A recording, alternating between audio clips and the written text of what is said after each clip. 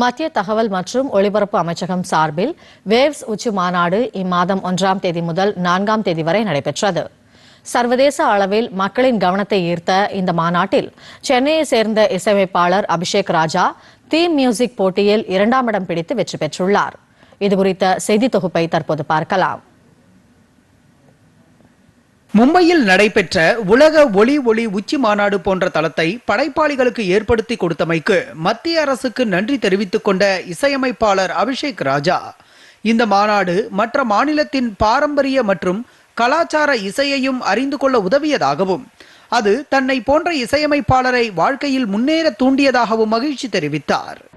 Indian கவர்மெண்ட்லேருந்து ministry of information broadcasting டிபார்ட்மெண்ட்லேருந்து எடுத்த ஒரு பெரிய ஸ்டெப் வந்து பார்த்தீங்கன்னா வேவ்ஸ் 2025.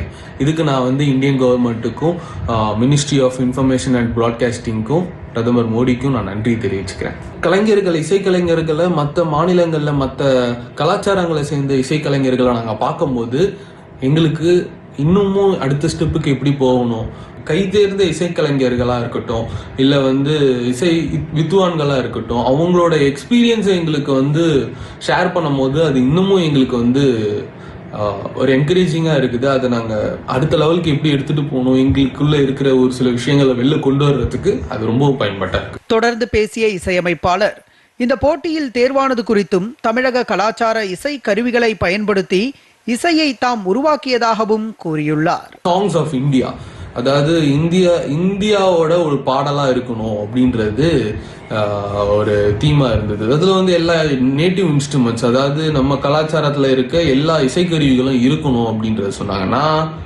அதுக்கு முன்னாடி சொன்ன மாதிரி நான் வந்து நிறைய விஷயங்கள் பண்ணினேன். நம்ம சைட்லேருந்து பறை எடுத்து வச்சிருந்தேன், அப்புறம் டோலக்ஸ்லாம் எடுத்து வச்சிருந்தேன், அவங்க நார்த் சைடில் இருக்க டோலக்ஸ் எடுத்து வச்சிருந்தேன், வீணை இருந்தது, சித்தார் இருந்தது.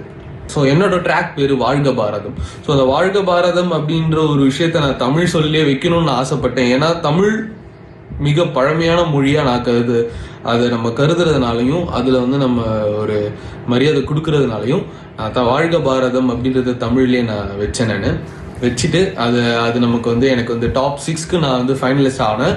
மொத்தம் 250க்கும் மேற்பட்ட ட்ராக்ஸ் வந்து சப்மிஷனுக்கு வந்தது.